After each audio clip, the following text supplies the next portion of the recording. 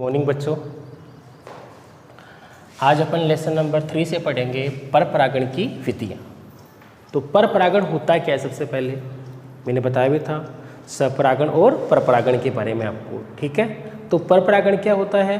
पर परागण होता है एक ही जाति के जो पुष्प है उनके मध्य परागकणों का जब स्थानांतरण होता है तो उसे अपन क्या कहते हैं? पर परागण कहते हैं। अब यहाँ आज के टॉपिक में अपन ये पढ़ेंगे कि पर परागण है उसके कौन कौन सी विधियाँ, यानी किसके द्वारा होता है, यानी परागण एक प्लांट से दूसरे प्लांट पर किस विधि के द्वारा स्थानांतरित होते हैं। तो पर परागण की विधियों की बात करेंगे तो सबसे पहले पढ़ेंगे अपन यहाँ पर कीट परागण। कौन सा पढ़ेंगे? कीट परागण।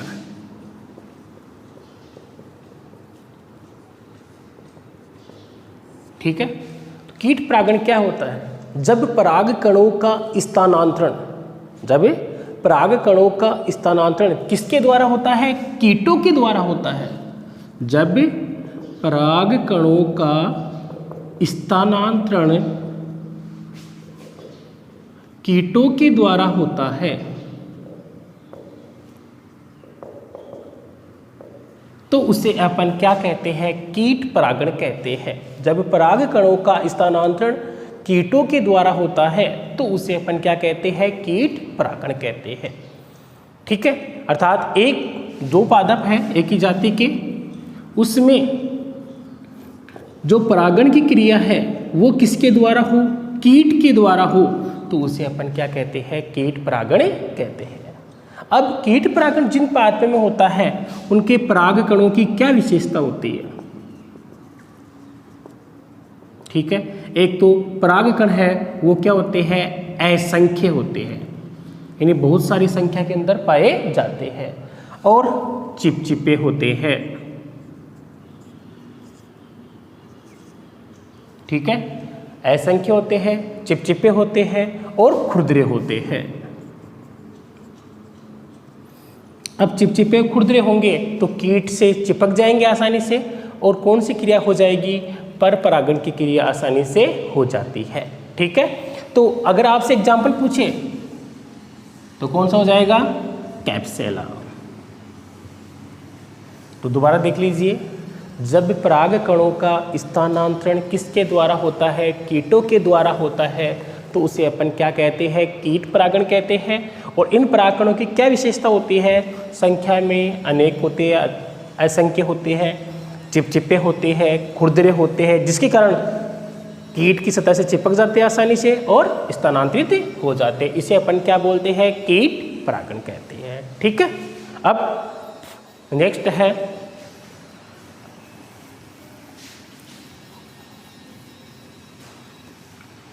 कीट परागण के बाद में है जल परागण। सॉरी, पहले वायु परागण ले लेते हैं, कोई दिक्कत नहीं है। कीट परागण हो चुका है, उसके बाद में वायु परागण।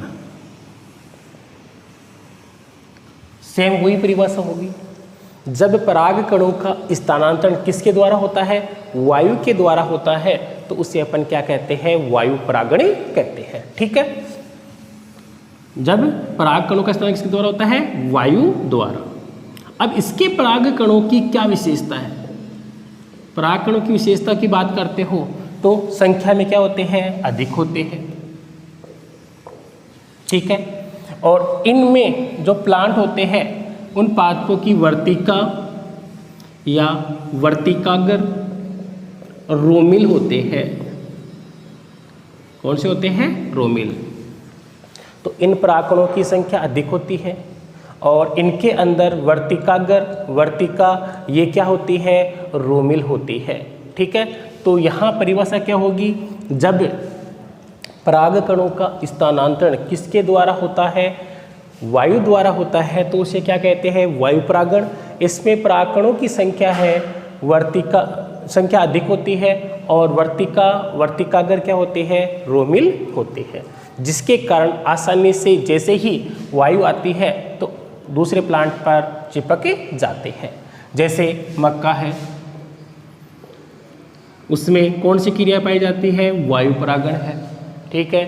कुछ प्लांट होते हैं, गेहूं है, जौ है, ये इनमें कौन सी क्रिया पाई जाती है? वायु परागण की क्रिया पाई जाती है। ठीक है, तो 2 कंप्लीट हो गए। इसमें मक्का एग्जाम्पल हो गया, इसमें कौन सा हो गया था, कैप्सेला। अब नंबर 3 बात करते हैं जल परागण की।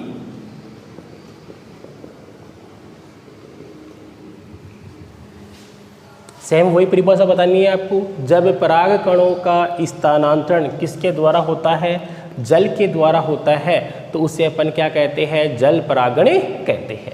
ठीक है, तो पराग कणों का स्थानांतरण किसके द्वारा होगा, जल के द्वारा। अब यहाँ बात करेंगे अपन जल के द्वारा प्लांट में जो हो रहा है वो 2 प्रकार से होता है। उससे पहले अपन देखेंगे कि जल परागण में पराग कणों की क्या विशेषता है, पराग कणों की क्या क्या विशेषता है।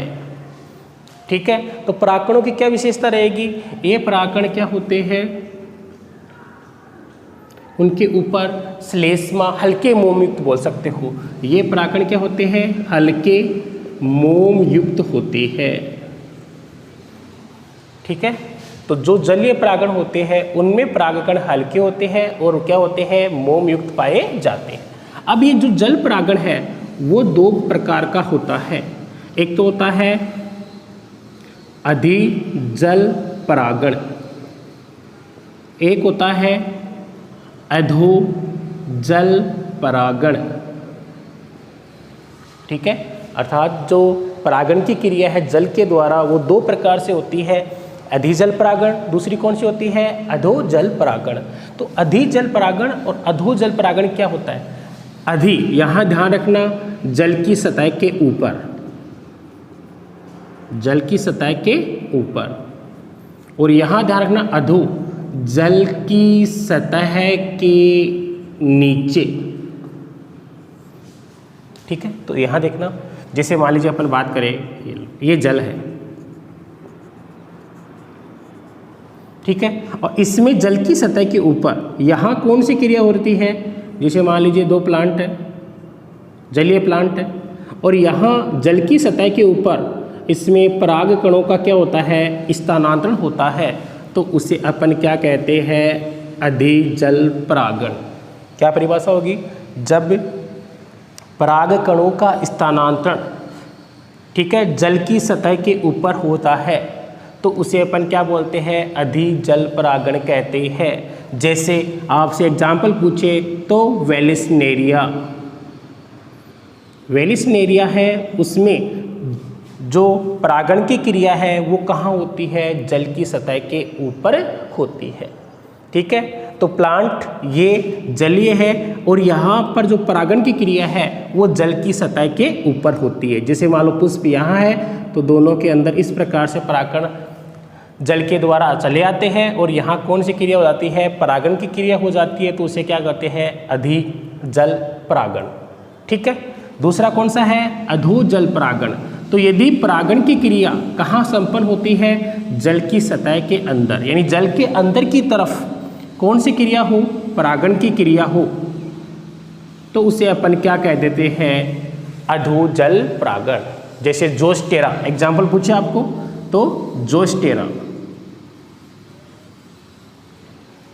तो वेलिस्नेरिया में तो जल की सतह के ऊपर होता है, जबकि जोस्टेरा में जल की सतह के नीचे परागण की क्रिया पाई जाती है। तो दोबारा रिपीट करता हूँ, जल परागण, जल के द्वारा परागकणों का स्थानांतरण हो तो जल परागण कहलाते हैं।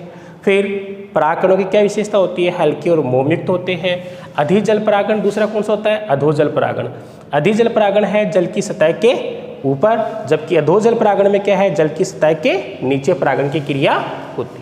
ठीक है, अब उसके बाद अपन बात करेंगे कि नोट, कुछ प्लांट जलीय भी होते हैं, कुछ प्लांट क्या होते हैं, जलीय। जैसे पोटेमोजिटोन, पोटेमोजिटोन, ये प्लांट कौन सा होता है, जलीय प्लांट होता है, यानी जल में पाया जाने वाला प्लांट होता है। फिर भी इसमें कौन सी क्रिया पाई जाती है, वायु परागण की क्रिया पाई जाती है। जलीय प्लांट होते हुए भी कौन सी क्रिया पाई जाती है, वायु परागण की क्रिया पाई जाती है। और निम्फिया, ये भी जलीय प्लांट है, परंतु इसमें कौन सा परागण पाया जाता है? कीट परागण पाया जाता है। ये ध्यान रखना, इसमें कोई छोटा क्वेश्चन पुटअप कर लिया जाए कि जलीय पादप पोटेमोजिटोन है, उसमें कौन सा परागण पाया जाता है, तो कभी ध्यान ही देना जलीय पादप, तो आप ये मत लिख देना जलीय परागण पाया जाएगा इसमें, ठीक है। तो इसमें क्या लिखोगे आप? वायु परागण। जबकि निम्फिया ये भी जलीय प्लांट ही है, परंतु इसमें कौन सा परागण पाया जाता है? कीट परागण पाया जाता है, ठीक है। तो ये बात आपको अच्छी तरह समझ में आ गई होगी। अधिजल परागण, जल की सतह के ऊपर परागण की क्रिया। अधोजल परागण, जल की सतह के नीचे परागण की क्रिया होती है, ठीक है। फिर जलीय प्लांट होते हुए भी इनमें वायु परागण और कीट परागण भी पाया जाता है, जैसे पोटेमोजिटोन, दूसरा कौन सा है? निम्फिया। इन दोनों के अंदर इसमें तो पाया जाता है वायु परागण और इसमें क्या पाया जाता है? कीट परागण पाया जाता है, ठीक है। अब कीट परागण हो गया, वायु परागण हो गया, और कौन सा हो गया? जल परागण हो गया, ठीक है। अब इसके बाद में बात करते हैं अपन नेक्स्ट हो गया अपना पक्षी परागण। पक्षी परागण, तो देखिए पक्षी परागण की बात करते हैं।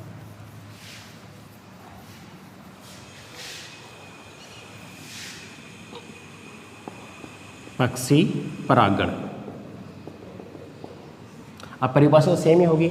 जब पराग कणों का स्थानांतरण किसके द्वारा होता है? पक्षियों के द्वारा होता है, तो उसे अपन क्या कहते हैं? पक्षी परागण कहते हैं। तो पराग कणों का स्थानांतरण किसके द्वारा होगा? पक्षियों के द्वारा, ठीक है।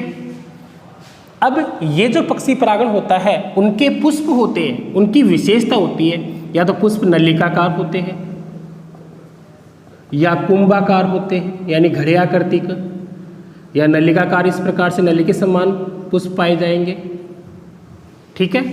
तो पुष्प नलिकाकार हो सकते हैं, कुंभाकार हो सकते हैं, और पुष्प आकर्षक व चमकदार होते हैं। आकर्षक और क्या होते हैं? चमकदार होते हैं। तो पक्षी परागण है वो किसके द्वारा होता है? पक्षियों के द्वारा होता है, और इनमें पुष्प नलिकाकार होते हैं, कुंभाकार होते हैं, आकर्षक और क्या होते हैं? चमकदार होते हैं, और ये पुष्प क्या स्रावित करते हैं? मकरंद स्रावित करते हैं। क्या स्रावित करते हैं? मकरंद, ठीक है। तो पक्षी क्या करेंगे कि मकरंद या प्राप्त करने के लिए जब चोंच डालते हैं पुष्प के अंदर, तो परागकण चोंच में चिपक जाते हैं या उसके शरीर पर चिपक जाते हैं, और जैसे ही वो पक्षी दूसरे प्लांट पर जाता है तो उसमें कौन सी क्रिया हो जाती है?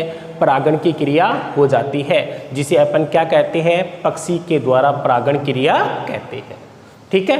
और ये पक्षी होते यहाँ पर पक्षी परागण की क्रिया होती है, उनके अंदर सेमल है, प्लास है, ये पादप है, इनमें कौन सी परागण की क्रिया पाई जाती है? पक्षी परागण की क्रिया पाई जाती है, ठीक है। तो पक्षियों के द्वारा परागण की क्रिया को क्या कहते हैं? पक्षी परागण कहते हैं। पुष्प नलिकाकार होते हैं, कुंभाकार होते हैं, आकर्षक होते हैं और चमकदार होते हैं, जिससे कि यहाँ पर पक्षी आकर्षित होंगे और परागकण सतह से या चोंच से चिपक जाते हैं और परागण की क्रिया हो जाती है, जैसे सेमल और प्लास। फिर पांचवा पॉइंट अपन ध्यान दें तो वो होता है चमगादड़ परागण।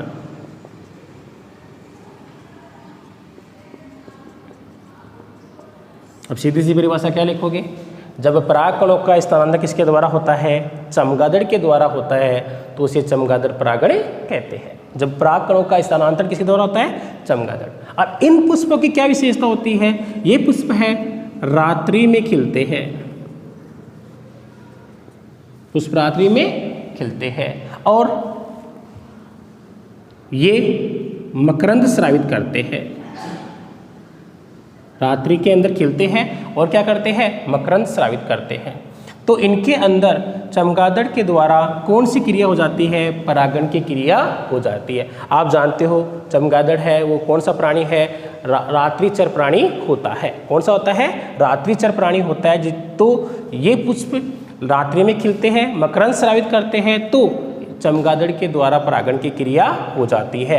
इन पादपों के नाम जैसे गोरख इमली,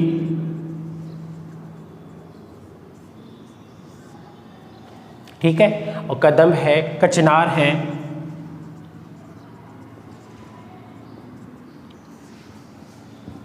इन पादपों में परागण की क्रिया किसके द्वारा होती है? चमगादड़ के द्वारा होती है। ठीक है, अब लास्ट है एक एक्स्ट्रा अलग से पॉइंट है, गिलहरी के द्वारा भी होती है भाई, गिलहरी परागण कह सकते हो। जब पराग कणों का स्थानांतरण किसके द्वारा होता है? गिलहरी के द्वारा होता है, तो उसे अपन क्या कहते हैं? गिलहरी परागण कहते हैं। जैसे गुलमोहर, सेमल, गुलमोहर और सेमल, इसमें कौन सी क्रिया होती है? गिलहरी परागण की क्रिया होती है। और एक होती है घोंगे के द्वारा, घोंगे या बोलते हैं सुबक, घोंगे के द्वारा होती है। जैसे सरफ वृक्ष और आर्किड, इनमें जो परागण की क्रिया किसके द्वारा होती है? घोंगे या सुबक के द्वारा होती है। तो दोबारा आज वाला पॉइंट दोबारा मैं एक बार रिपीट कर रहा हूँ, कीट परागण, इसमें परागण का स्थानांतरण किसके द्वारा होता है? कीटों के द्वारा। और कीटों में भी बात करें तो सबसे अधिक जो परागण की क्रिया है कीटों में, वो मधुमक्खियों के द्वारा होता है। किसके द्वारा होता है? मधुमक्खियों के द्वारा होता है। और ये पुष्प चमकदार होते हैं, आकर्षित करने वाले होते हैं कीटों को, जिससे कीट इसकी तरफ आकर्षित होते हैं। कैप्सुला के अलावा आप कीट में तो बहुत देख सकते हो, जो भी प्लांट होते हैं कीट परागण के, जो मकरंद युक्त हो गए, तो साल्विया है, उसमें भी कौन सी परागण क्रिया पाई जाती है? कीट परागण क्रिया पाई जाती है। वायु परागण में क्या परिभाषा दोगे? जब परागकणों का स्थानांतरण किसके द्वारा होता है? वायु के द्वारा, वायु परागण। जल के द्वारा होता है तो जल परागण, जिसमें दो विधि पढ़ी हमने, अधोजल परागण, अधिजल परागण। अधोजल परागण में जल की सतह के नीचे और अधिजल परागण में जल की सतह के ऊपर। पक्षी परागण में पक्षियों के द्वारा परागण की क्रिया होती है, सैमल और प्लास। चमगादड़ परागण में रात्रि में जो खिलते हैं वो कौन से प्लांट में? गोरख, इमली है, कदम है, कचनार, इनमें। जबकि गिलहरी और घोंगे की बात करोगे तो गिलहरी परागण किसके द्वारा, किस में होगा? गुलमोहर और सैमल में। और घोंगे के द्वारा सरवृक्ष और आर्किड में। तो ये सभी आप एग्जाम्पल ध्यान रखना। ठीक है, इसके बाद अपन देखते हैं नेक्स्ट, हाँ इसके बाद अपन देखते हैं छोटा सा टॉपिक और है अपना साथ, असंगता या अनिश्चितता क्या होती है।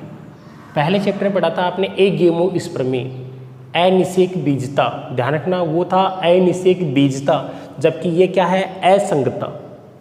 ठीक है, अनिषेक बीजता के लिए क्वेश्चन आ चुका है 2019 में 1 नंबर का, यह है असंगता और अनिश्चितता, वो अनिषेक बीजता था। ठीक है, अब किसे कहते हैं? परिभाषा देखिए आप, जनन श्रम और क्रियाशील, जनन श्रम व क्रियाशील, यानी जो जनन क्रिया कर सकते हैं, क्रियाशील भी हो। कौन से युग्मक? नर व मादा युग्मक। तो नर व मादा युग्मक क्रियाशील भी हो, जनन श्रम भी हो, फिर भी उनमें कौन सी क्रिया नहीं होती है? निषेचन की क्रिया नहीं होती है, तो उसे क्या कहते हैं? असंगता कहते हैं। दोबारा देखिए कि क्रियाशील और जनन श्रम जो नर व मादा युग्मक है उनमें क्या नहीं होता है? निषेचन नहीं होता है, और इस क्रिया को बोलते हैं असंगता। ठीक है, ये 2 प्रकार की होती है, अंतराजातीय और आंतरजातीय।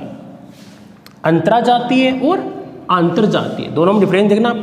अंतराजातीय तो एक ही वंश, आपने कोई भी स्पीसीज जो आपने नाम लिखा है बॉटनिकल या जूलॉजिकल, उसमें पहले वंश लिखा जाता है, उसके बाद में जाति। ठीक है, तो एक वंश की 2 भिन्न जातियों के मध्य क्या पाई जाती है? इस प्रकार की क्रिया पाई जाती है, अर्थात उनमें नर व मादा युग्मक में निषेचन नहीं हो, तो इस प्रकार की निषेचन को या इस प्रकार की क्रिया को क्या कहते हैं? अंतराजातीय असंगता कहते हैं। क्या कहते हैं? अंतराजातीय असंगता कहते हैं। एग्जाम्पल, ब्रेसिका कैम्पेस्ट्रिस और ब्रेसिका रापा, तो दोनों में देखो वंश क्या है? समान है, जाति क्या है? अलग अलग है। तो इस प्रकार की जो क्रिया होती है उसे क्या कहते हैं? अंतराजातीय असंगता कहते हैं। ठीक है, अब यहाँ पर है आंतरजातीय, तो केवल एक ही प्रजाति के सदस्य के मध्य क्रिया पाई जाए इस प्रकार की, तो उसे क्या कहते हैं? आंतरजातीय। यहाँ तो वंश की 2 भिन्न जातियों में थी, परंतु यहाँ एक ही प्रजाति के सदस्य के मध्य हो, तो उसे क्या बोलते हैं, अंतरजातीय असंगता। ये किस में होती है, प्रीमोला में। ठीक है, अब आज के टॉपिक से क्वेश्चन है। पहली बात तो ये है कि सभी बच्चे जो भी क्वेश्चन पूछे जा रहे हैं वीडियो के अंदर वो उसका आंसर नहीं दे रहे भाई। तो सभी बच्चों से निवेदन है कि वीडियो देखने के बाद जो भी मैं क्वेश्चन आपसे करता हूँ उसके उत्तर आप मेरे को मेरे व्हाट्सएप नंबर पर भेजें। ठीक है, और आज के दो क्वेश्चन हैं, निम्फिया में किसके द्वारा परागण की क्रिया होती है, निम्फिया में। दूसरा है असंगता क्या है। दोनों क्वेश्चन के जवाब मेरे व्हाट्सएप नंबर पे आपको भेजने हैं। और कुछ ही बच्चों ने जो रेगुलर है, कुछ ही बच्चे हैं जिनके मैं नाम भी बोल रहा हूँ, जैसे निकिता है, ठीक है, लक्ष्मी राव है, निधि है, नंदलाल ने भी 2 बार क्वेश्चन भेजे, आंसर भेजे उसके। तो कुछ ही बच्चे हैं जो आंसर भेज रहे हैं, बाकी बच्चे नहीं भेज रहे हैं। तो सभी से निवेदन है कि वो वीडियो देखने के बाद ज़रूर आप उत्तर भेजें। ठीक है, और इस टॉपिक में या पहले वाले कोई भी टॉपिक में आपको प्रॉब्लम है तो फ़ोटो खींच के आप मेरे व्हाट्सएप नंबर पे भेज दो, मैं आपको उसका जवाब दे दूँगा। ठीक है, थैंक यू।